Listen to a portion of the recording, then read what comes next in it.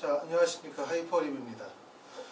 자, 이제 수능 성적을 받아보시고 이제 정시 지원을 고민하시게 되어지는데, 이제 본인들의 성적을 가지고서 여러 가지로 이제 지원할 수 있는 전략과 방법을 찾기 위해서 고심하실 것 같습니다.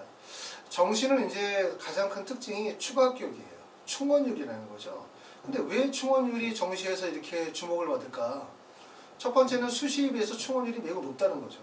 충원율이 높은 이유는 뭘까? 그 이유는 뭐냐면 충원율이라는 건 이거예요. A라는 대학이 있고 B라는 대학이 있는데 그 두 대학이 학생을 평가하는 기준이 동일해야 돼요. 그러면 학생이 A라는 대학도 붙고 B라는 대학도 같이 붙었겠죠. 성적이 좋은 학생들은. 물론 성적이 안 좋은 학생들은 A도 떨어지고 B도 다 동시에 떨어지겠지만, 수시는 우리가 아시는 것처럼 논술 전형도 있고 학생부 교과, 종합전형, 적성이라든가 실기 전형들이 있어요. 전형들이 되게 다양하죠. 하지만 수시는, 그런데 정시는 대부분 다 그 수능 전형이에요. 일반 전형. 그렇기 때문에 수능이라는 하나의 지표를 가지고 모든 대학들이 평가를 하다 보니까 A라는 대학에서 높은 성적으로 붙은 학생이 B라는 대학에 붙을 확률이 높아지는 거예요. 그렇기 때문에 이렇게 돌아가는 충원율이 높아지는 거죠. 그게 첫 번째. 그래서 정시가 충원율이 주목받는 이유는 뭐냐면 단일 전형을 대부분 쓰고 있고 표준화되어진 수능이라는 지표가 있기 때문에 추가 합격으로 붙을 가능성이 높구나, 이거고요. 두 번째, 또 추가 합격이 중요한 이유는 뭐냐면, 추가 합격이 이루어진다라고 하는 것은 그만큼 최초에 붙은 첫 번째하고 1번부터 10등, 이게 최초 합격자라고 합시다. 그럼 그 다음에 추가 합격 100%라고 하면 11번에서 20번까지겠죠. 그렇죠? 1등부터 10등까지의 학생의 점수 차이의 편차보다 추합으로 붙은 11등부터 20등까지 이 점수 차이의 편차가 훨씬 크게 벌어져요. 그러니까 점수가 떨어지면 떨어질수록 학생들 간의 점수의 간격이 크게 벌어진다는 거죠.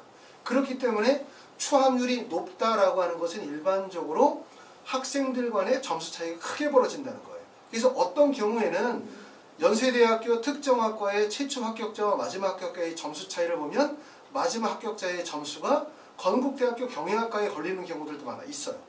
그만큼 점수 편차폭이 크다는 거죠. 그렇기 때문에 우리가 정시 지원하게 되었을 때는 그냥 무조건 입시기관에서 제공하는 배치표만 보고 그걸 가지고 무조건 믿을 거다라고 생각을 하시고 그냥 원서 지원하시면 안 돼요. 그런 점들이 있다는 점이고, 그 다음에 우리가 제가 전에 블로그에서도 말씀을 드렸지만 올해 2019 학년도에도 마찬가지로 수능 시험을 딱 보고 난 다음에 입시기관에서 예측을 했죠. 1, 2, 3, 4, 5, 6, 7, 8, 9등급의 등급 간의 점수 차이는 이 정도일 거다. 몇 등급이면 몇 등급일 것이다. 몇 점이면. 이렇게 예상을 했는데 여러분이 보셨던 것처럼 실제 거의 대부분의 입시기관에서 평가원의 최종 결과와 맞췄던 비율이 한 26.8%밖에 못 맞춰요. 다시 말하면 입시기관에서 1등급부터 9등급까지의 점수를 맞추는 것도 사실 26%밖에 못 맞추는데 어떻게 모든 대학의 학과의 세부적인 점수를 다 맞출 수 있겠냐라는 거죠. 이거는 입시기관이 문제가 있다고 생각하진 않아요, 저는. 왜냐하면 이거는 이렇게 많은 개체수를 이 입시기관에서 다 조사해서 맞춘다라고 하는 게 불가능한 일이고, 그리고 또한 전년도에 입시 사례가 있다 하더라도 전년도의 수능과 올해의 수능은 완전히 다른 겁니다. 그렇기 때문에 전년도의 사례를 100% 올해로 적용을 시킬 수도 없어요. 그렇기 때문에 입시기관이 자료를 발표하고 예측을 하지만 틀리는 부분들은 어쩔 수 없는 거고, 대신 이제 그게 학생이나 학부모들이 그걸 바탕으로 해서 원서 지원을 하시게 되어질 때는 이런 점들을 아셔야 돼요. 입시기관에서 예측하는 것들이 실제 맞지 않는다. 이건 단지 참고표로 활용해야 된다. 이런 점들을 먼저 아시고 보셔야지, 내가 예를 들어서 상담을 하러 갔어. 뭐 학교로 상담을 가든 입시기관 상담을 가든 보여지는 엑셀 자료들을 막 보여주면서 설명을 듣고 그걸 보고 그렇구나, 이 점수로 대학 가게 된 걸 라고 생각하고 그대로 원서를 쓰시는 거 위험하다는 거예요. 사람들이 우리가 볼 때는 숫자에 대한 신뢰도를 많이 갖죠. 몇 퍼센트 또는 120.38% 이런 100분위 단위로 해서 숫자를 제시하게 되어지면 마치 그것이 정말 맞는 것처럼 신뢰하려고 생각을 하지만 숫자가 되게 위험하다는 점들을 꼭 아셔야 돼요. 정시는. 그래서 학부모님들 중에서는 정시를 자꾸 계산하시는 분들이 계시죠. 숫자를 계산하시고 계산기를 두드리고 막 퍼센테이지와 비율을 따져가지고 합격 가능성을 생각하시지만, 수시에 비해서 정시는 많은 정보들이 노출이 되어져 있지만 그 맞는 정보가 사실 거의 아무것도 없다고 보셔야 돼요. 맞는 정보가. 그렇기 때문에 입시기관의 자료들을 참고를 하되 전적으로 신뢰하시는 것은 위험하다라는 점들을 말씀을 드립니다. 자, 먼저 말씀을 드릴 수 있는 것은 합격 예상 점수와 최종 합격 컷, 이거 얘기했어요. 이거 그럼 어떤 차이가 있을까? 좀 전에 얘기했었던 거는 이걸 얘기했어요. 우리가 수능 입시기관에서 예측했었던 그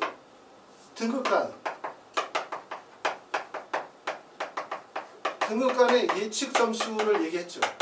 그래서 야, 몇 점 정도 맞으면 몇 등급 정도 할 것이다. 요거에 대한 부분들을 예측을 했는데 실제 평가원에서 발표했었던 최종 결과를 비교했더니 한 26.8%밖에 안 되더라. 이거는. 그러니까 이거는 무슨 말이냐면 아까도 얘기했었지만 입시기관이 잘못했다가 아니라 입시는 이렇다는 거예요. 특징이. 자, 그러면 예측이 틀렸어. 그럼 그 다음을 한번 비교해보자. 여기서는 이제 우리가 서울대학교 예를 들고 있는데 여러분들이 보실 때 서울대 경영학과가 가장 높겠죠. 서울대학교에서는. 자, 그래서 2018년도에 395점 정도 맞아야 서울대학교 경영학과 갈 수 있다라고 예상했고, 물론 입시 기간마다 어떤 데는 395점 차, 395점이라고 얘기하는 데도 있고, 어떤 데는 397점이라고 말하는 데도 있고, 396점이라고 말하는 입시 기간도 있었을 거예요. 하지만 모든 입시 기간이 틀리지 않았었던 거는 경영학과가 가장 높은 학과다, 서울대에서는 라고 얘기했었을 거예요. 그쵸? 맞죠? 그거는? 그런데 옆에 나와 있는 거는 최종 합격 컷입니다. 이거는 입시기관에서 예상했었던 거. 근데 실제 합격생의 최종 합격 컷을 보니까 서울대학교가 1위야? 아니죠. 서울대학교가 몇입니까? 8위예요. 서울대학교에서 가장 점수가 높았었던 거는 사회학과 394.8점, 두 번째가 소비자학과 394.3입니다. 자, 그러면 이거는 보니까 등급 간의 예상 등급도 안 맞아. 그 다음에 최소한 이 정도를 맞춰야죠. 아니, 서울대학교에서 가장 높은 점수대가 어딥니까? 그럼 서울대학교 경영 이렇게 얘기해야 되는 거 아니에요? 이걸 맞춰야 되는 거죠. 근데 실제 서울대 경영학과가 가장 높은 거라고 예상이 되는데 경영학과가 높은 게 아니라 서울대학교에서 가장 높은 거는 서울대학교 사회학과였다라는 거죠. 실제 올해 서울대학교를 원서를 쓰려고 하는 사람들 입장에서 볼 때는 되게 황당하죠. 경영학과가 가장 높다고 생각해가지고 좀 낮춰서 사회학과 원서 써야지라고 생각했는데 사회학과가 더 높은 거야. 그쵸? 이런 일들은 왜 벌어질까? 서울대를 원서를 쓰는 사람들은 제 말에 귀를 기울여 듣겠지만 서울대를 쓰려고 하시는 분들이 아니라 나는 뭐 홍익대를 원서를 써야 되거나 아니면 건국대를 써야 되거나 아니면 가천대를 써야 되거나 이런 분들 입장에서 볼 때는 아, 왜 서울대만 얘기를 해? 가천대도 얘기해주고 경기대도 얘기해주면 좋을걸이라고 하겠지만 이거는 서울대만 그런 것이 아니라 모든 대학이 다 똑같아요. 다 똑같아요. 아까 제가 말씀드렸던 것처럼 추가 합격에 대한 부분들을 원리를 이해할 때 첫 번째 이해할 부분이 바로 이거예요. 일반적인 입시기관에서 예측하는 대학의 서열의 순위, 학과의 순위가 안 맞는다는 거예요. 자, 그러면 주목할 점은 아니 왜 그러면 서울대학교 경영학과가 1위가 아니라 서울대학교가 실제 합격 컷에서는 8위일까? 그 점이 궁금한 거죠. 자, 그 이유는 왜 이런 현상이 벌어지냐면 학생들이 원서를 쓰게 되어질 때 서울대만 원서를 쓰는 게 아니죠. 정시에서는 몇 번의 원서를 씁니까? 3번의 원서를 쓰게 되겠죠. 그러니까 서울대를 원서를 쓰는 학생들은 연세대를 쓰면서 서울대를 쓰거나 아니면 고려대를 쓰면서 서울대를 원서를 쓰게 되는 거예요. 근데 서울대나 연고대를 쓰는 학생들 입장에서 볼 때는 어디도 안정지원이 사실 없어요. 어디도. 연세대를 어디를 쓸 때 안정적이라고 볼 수 없거든요. 이거는 이제 서울대나 연고대뿐만 아니라 의대시대, 한의대를 원서를 쓰는 학생들이거나 아니면 일반 대학을 원서를 쓰는 학생도 마찬가지예요. 자, 그렇기 때문에 예를 들어 봅시다 한번. 자, 올해 같은 경우에 서울대 경영학과 예상 점수가 408점 정도로 봐요. 물론 입시 기간마다 409점이라고 하는 데도 있고 그래요. 여기 408점이라는 점수는 표준 점수 600점 만점의 표준 점수를 집어넣은 거예요. 물론 이제 점수 계산이 정확하게 들어가려면 학생의 성적에 대학의 반영 비율에 대학의 환산 점수까지 들어가야만 정확한 점수가 나오는 거고, 요거는 이제 표준 점수를 통해서 한번 비교를 해봅니다. 자, 그러면 연세대학교에서 서울대를 갈 수 있는 점수권은 몇 점대입니까? 자, 408점대에서 403점대까지가 연세대, 서울대를 갈 수 있는 점수라고 하면 403점까지 끊으면 이 정도까지 나오는 거죠. 여기까지 합시다. 여기까지. 그러면 서울대를 갈 수 있는 점수는 요만큼. 여기서 요렇게 갈 수 있네요. 그쵸? 그러면 여기서부터 여기까지는 못 가는 거고 여긴 안 되는 거고. 그쵸? 그럼 연세대는 이렇게 3개의 구간으로 나눠지는 거죠. 자, 그런데 만약에 학생이 내가 시험을 되게 잘 봤어. 자, 408점을 맞았어요. 정말. 서울대 경영학과 408점인데 나 408점 맞았어. 자, 그럼 408점을 맞은 학생이 어떻게 원서를 쓸까? 408점 맞았으니까 서울대 경영학과 쓰고 연세대 경영학과 쓰면 되겠지? 이렇게 간단하게 생각하지만 남의 일이라고 그렇게 생각하지 마시고 진짜 본인이 408점을 맞았다고 한번 생각을 해봐요. 그러면 이 학생은 어떻게 원서를 쓰게 되냐면 연세대학교 경영학과를 써요.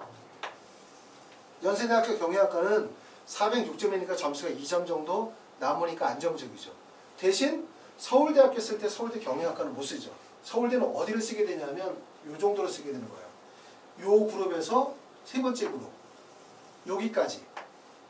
서울대를 원서를 쓰게 되면 이 학생은 서울대로 갔었을 때는 경제학과나 농경제 사회학과나 사회학과나 사회복지학과로 원서를 쓰게 돼요.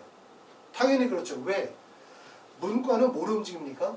학과도 되게 중요하지만 문과는 대학이 되게 중요한 거예요. 만약에 연세대학교 경영학과 붙고 서울대학교 떨어졌어. 좀 그렇죠. 이 점수를 맞고도. 차라리 연세대학교 경영학과가 아니라 만약에 서울대학교 영어교육학과를 붙거나 서울대학교 지리학과나 역사교육학과를 붙었어. 물론 학과적 선호에 따라서 개인적인 차이가 있을 수 있긴 하지만 일반적으로 문과에서는 학과보다는 대학의 선호도가 워낙 크기 때문에 이 점수를 408점이 맞은 학생의 목표는 연세대를 붙는 게 목표가 아니에요. 서울대를 어떻게든 붙는 게 목표인 거거든요. 그렇게 따지면 결국은 서울대를 어디를 써요? 여기를 쓰게 돼 있는 거예요. 여기를. 그러니까 경제, 농경제, 사회학과, 사회복지학과를 원서를 쓰게 되는 거죠. 그렇기 때문에 좀 전에 보였었던 것처럼 자 바로 이거죠. 서울대학교가 경영학과가 가장 높다고 생각했지만 실제 가장 높은 학과는 사회학과나 소비자, 아동, 농경제 사회학과가 높은 과였던 거예요. 경영학과보다. 그래서 모든 대학은 알아둡시다. 모든 대학에서 가장 높은 학과는 가장 높은 학과가 절대로 아니에요. 우리가 가장 높은 학과라고 생각하는 거는 경영학과가 가장 높은 과라고 생각했죠. 그리고 이 그룹에 해당이 되어지는 경제, 농경제, 사회학과가 높다고 생각하지만 실제 입시에서는 어떻게 됩니까? 뒤집어집니다. 실제 입시에서는 경영학과가 실제 사회학과보다 낮은 과가 되는 거예요. 그리고 마찬가지예요. 여기에서 연세대학교 경영학과도 연세대학교 경영학과가 가장 높은 학과가 아니라 연세대학교는 그 밑에 있는 학과 이렇게까지 구분지면 이 그룹에 있는 학과가 경영학과보다 실제로는 높은 점수대의 학과라는 걸 알아두셔야 돼요. 이것은 연세대 고려대만 해당되는 것이 아니라 모든 대학이 똑같은 원리로 적용이 되어진다. 이 점만 이해하셔도 원서 지원의 하나의 길이 잡혀요. 길이. 자, 예를 들어서 이렇게 생각을 해봐요. 어떤 학생이 자 가군에서 건국대를 원서를 썼어. 그런데 보니까 점수대가 딱 봤더니 위에 중앙대가 있어. 자, 그러면 건국대 경영학과를 갈 수 있는 점수대야, 이 학생이. 건국대 경영학과 딱 쓰고 그러고 난 다음에 바로 중앙대로 가서 중앙대의 가장 낮은 학과에다 원서를 딱 써. 예를 들어서 건국대학교 가장 높은 점수가 예를 들어 385점이었다고 합시다. 건국대 가장 높은 학과가. 중앙대학교 가장 낮은 학과가 385점이야. 385점, 386점이에요. 그럼 어디에 원서를 써요? 중앙대학교, 건국대학교 385점의 경영학과 쓰고 중앙대학교 385점에다 여기다 원서를 딱 쓴다? 이렇게 원서를 쓰면 떨어지는 거예요. 다 무조건. 이렇게 절대로 원서를 못 쓰죠. 왜 못 씁니까? 아니 385점인 학생이 건국대 가장 높은 학과 385점대를 쓰면은 안정이에요, 불안정이에요? 불안하죠. 만약에 이거 떨어지면 이거 떨어지고 이거 붙으면 상관없지만 이거 떨어지는데 이게 붙을 리가 없잖아요. 그렇죠? 건국대도 떨어지고 중앙대도 떨어지면 그럼 다군에 어디 갑니까? 다군에 광운대 이런 데 갈 거예요? 입시가 실패하게 되는 거죠. 그렇기 때문에 건국대를 지원하는 학생도 어떻게 원서를 쓰게 되냐면 건국대학교 경영학과를 못 쓰는 거예요. 그래서 실제 자기 점수보다 385점이면 낮춰서 384점대이거나 아니면 383점대의 학과를 여기다가 원서를 쓰고 그러고 난 다음에 중앙대에 상향을 치겠죠. 이렇게 상향을. 그렇죠? 이렇기 때문에 모든 원리가 똑같이 발생이 되어지는 거예요. 그래서 서울대학교 경영학과는 사회학과보다 낮은 과다. 이것은 전년도만 그런 것이 아니라 올해도 마찬가지다. 그리고 연세대학교 경영학과가 응용통계나 정치외교나 심리학과보다 낮은 과가 된다는 거예요. 실제로는. 자, 그러면 다음을 봅시다. 자, 그랬는지 안 그랬는지 또 봐요. 연세대학교의 예상 점수를 한번 봅시다. 자, 우리가 올해 2019 학년도의 연세대학교 예상 점수는 경영학과가 406점 1위. 자, 406점은 다를 수 있어요. 하지만 모든 입시기관에서 경영학과가 언론홍보나 응용통계보다 낮다고 얘기하는 학과는 입시기관은 없죠. 모든 입시기관은 경영학과가 무조건 높다고 얘기를 해요. 그렇죠? 하지만 2018년도의 최종 합격 컷을 비교해 봅시다. 2018년도의 최종 합격 컷을 보면 경영학과가 1위가 아니라 몇이야? 경영학과 4위예요. 4위고 언론홍보, 경제학부, 응용통계학과가 경영학과가 높았죠. 이거는 뭡니까? 결국은 아까 얘기했죠. 얘가 1그룹에 해당이 되고 얘가 2그룹에 해당이 되어지는 학과들인데 실제 입시 결과를 보면 2그룹에 있는 학과가 결국 1그룹이 됐고 경영학과는 2그룹으로 쳐진다는 거예요. 그렇죠? 그래서 이러한 원리들은 모든 대학에서 동일하게 발생이 되어진다는 점들을 아셔야 돼요. 자, 다음 넘어가서 자, 그럼 이제 이것도 또 봅시다. 연세대학교의 추가 합격 현황입니다. 연세대학교 추가 합격 비율은 여러분들이 이제 가장 관심을 가지고 있는 건데 2018년도에 경영학과가 96.48%고 2017년도에 123%. 물론 이제 연세대학교 전체에서 보면 수학률이 가장 높은 학과는 경영학과예요. 그리고 이 표의 기준은 뭐냐면 표준점수 기준으로 쭉 정리해 놓은 거예요. 406점대의 경영학과, 가장 낮은 396점대 연세대학교 식품영양학과 이렇게 구분한 거죠. 자, 그러면 제가 말씀드리고 싶은 건 뭐냐면 진짜 이 점수는 맞나? 이 순위 말이에요. 순위. 아니 아까 얘기했죠. 하나 틀렸어요. 그렇죠? 여기서도 나와 있는 것처럼 이렇게 볼 때는 아니 경영학과가 1번이라고 했는데 여기 1번 아니에요? 1번이라고 했는데 실제 봤더니 어떻게 됐어요? 경영학과가 1번인 게 아니라 여기 밑에 나와 있는 경제, 언론홍보, 심리학과가 2그룹인데 실제 2그룹이 1그룹보다 성적이 높더라. 이거는 조금 전에 나왔죠. 이거는 모든 대학에 똑같이 나온다는 거예요. 그걸 꼭 알아둘 필요가 있어요. 그러면 그 다음에 고민하는 부분은 뭐냐면 그럼 나머지는 맞나? 나머지는 야 내가 만약에 이번에 점수를 399점을 맞았어. 아 그러니까 불안한 거죠. 그러니까 내가 좀 이제 좀 낮춰서 써야지. 여기 보니까 행정학과가 401점이야. 그리고 봤더니 교육학과가 399점이야. 점수를 좀 안정적으로 쓰겠다고 해서 나는 교육학과를 선택해서 원서를 쓰는 거예요. 그런데 이게 만약에 실제 이렇지 않고 교육학과가 행정학과보다 실제로는 더 높은 과에 섰다면 어떻게 할 거예요?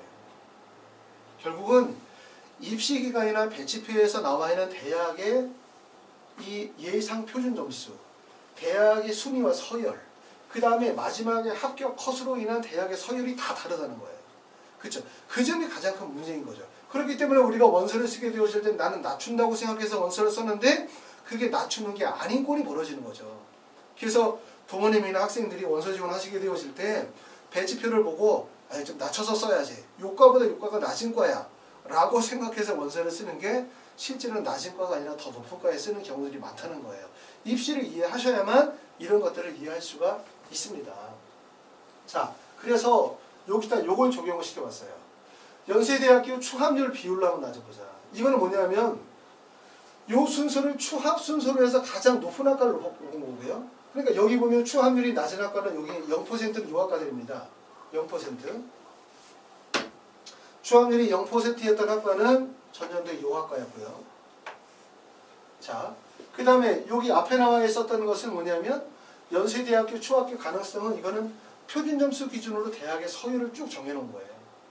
그러면 가장 높은 과는 경영학과부터 시작해서 399점대 되면 문화인류학과 정도까지가 높은 과에 해당이 되는 거고, 그런데 이거를 딱 반대로 해서 추합률 순서로 했더니 추합률이 발생이 되어진 학과는 이 정도까지, 도고동문, 불어물문 학과까지 추합률이 발생이 되어진 거고, 여긴 아예 자, 간호학과, 교육학과, 국어국문학과, 문헌정보, 노원노문, 사회, 사회복지, 실내건축, 의료환경학과는 거의 추함률 0%. 물론 간호학과 같은 경우는 2017년도에는 37.50%의 추함률이 발생이 되어졌어요. 자, 그럼 이건 뭐를 의미하고 있는 거냐면 실제로는 이 과들이 더 낮은 과라는 거예요. 추함률이 발생이 되어지지 않는 이유는 바로 뭐냐면 서울대에 못 붙는 거거든요. 연세적으로. 자, 연세대학교는 요 그래퍼가 돼야 되거든요. 자, 연세대학교는 우리가 구분을 지으면 약 5개 정도로 나눌 수 있어요. 이렇게 하나. 그쵸?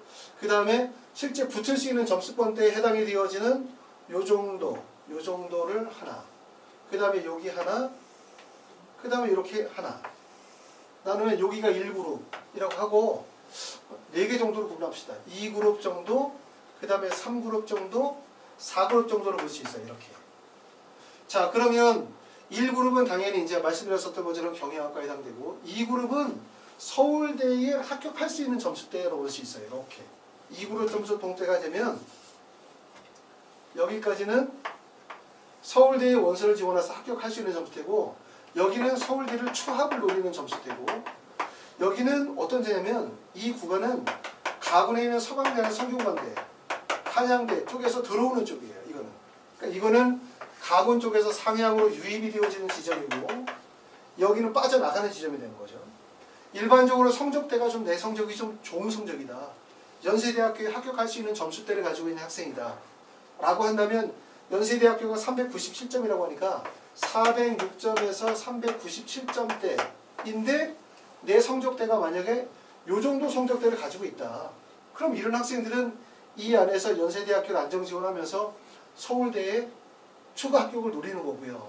근데 만약에 점수대가 이런 학생들이 있죠. 나는 396점이야. 396점을 가진 학생은 가군에서 서강대나 성균관대를 쓰겠죠. 그러면서 연세대나 고려대를 쓸 때 어디에다 써야 될까? 여기다 쓸까? 397점? 390 이런 학과에다가? 근데 이런 학과에다 원서를 쓰게 되어지면 문제는 이런 하위 학과는 추함률이 거의 발생이 되지 않는다는 거예요. 그렇죠? 그렇기 때문에 실제 추함 가능성이 상당히 많이 떨어집니다. 이럴 때는 어디를 가시는 게 좋냐면 이쪽으로 들어가시는 게 좋아요. 이쪽, 2그룹 이쪽 학과들. 왜냐하면 이쪽 학과들은 경쟁률이 일반적으로 높지 않고 그리고 여기가 점수 계산을 되게 첨예하게 계산해서 하향 지원이 이루어지는 구간으로 볼 수 있어요. 위험한 구간이거든요. 그리고 학과들 자체가 상위 학과들, 정치외교나 심리나 사회학과나 영어영문학과 같은 경우들은 학과에 대한 선호도가 높은 학과들이기 때문에 그렇기 때문에 이 학과에서 추함이 발생이 되어질 수 있는 가능성들이 있습니다. 그래서 각 구간들마다 우리가 노려볼 수 있는 기회들은 여러 가지가 있다. 이렇게 말씀을 드릴 수 있어요. 자, 그래서 이제 연세대학교 추가 합격 현황을 보여드리면서 실제로 우리가 비교해 봐야 되는 부분들이 많아요. 첫 번째는 배치표에서 제시하는 합격 예상 점수. 이거 보셔야 되고 첫 번째, 여러분들이 원서 지원하시게 되었을 때. 두 번째는 전년도